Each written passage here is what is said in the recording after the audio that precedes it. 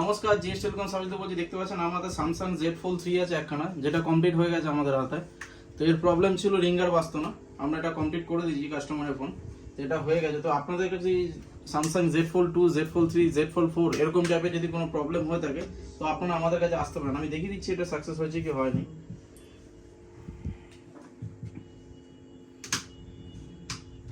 এটা সাউন্ডের প্রবলেম ছিল। কাস্টমার যদি ফোনটাকে ফ্লিপ করতো তো এটা রিংটোন আর বাজতো না। তো দেখতে পাচ্ছেন রিংটোন বাজছে, এখন কোনো ওকে নেই, ফোন ওকে আছে, পুরো এটা কমপ্লিট হয়ে গেছে। তো এটা সাকসেস হয়ে যাওয়ার পরের কাজ।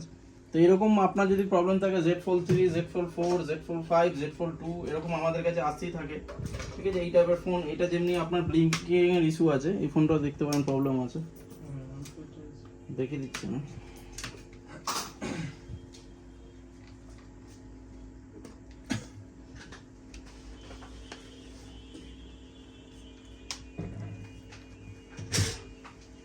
এটা ডিসপ্লে আউট আছে পুরো, ঠিক আছে। ফোন চালু আছে বাট ব্ল্যাঙ্ক আছে।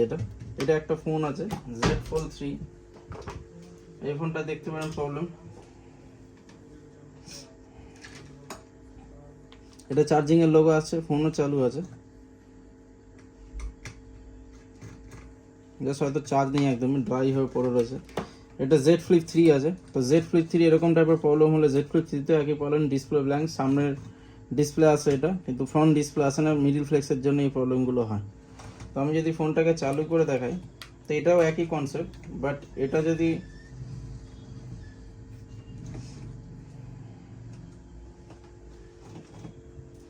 যাই হোক, এটা তো ডিসপ্লে সামনে আসছে, মিডিলের ডিসপ্লে আসছে না। এটা আমি প্রপার জানি না, এক রকমের প্রবলেম।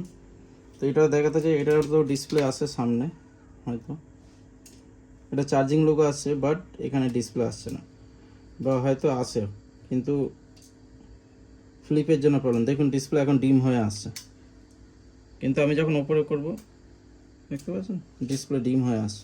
তো এগুলো ফ্লেক্সিরই প্রবলেম, তো ডিসপ্লে প্রপার আসে না। তো আপনাদের স্পিকার, মাইক, রিঙ্গার, রিংটোন বাজছে না, কারো কোনো প্রবলেম হলে, এরকম টাইপের যদি কোনো প্রবলেম হয় আমাদের কাছে আসতে পারে।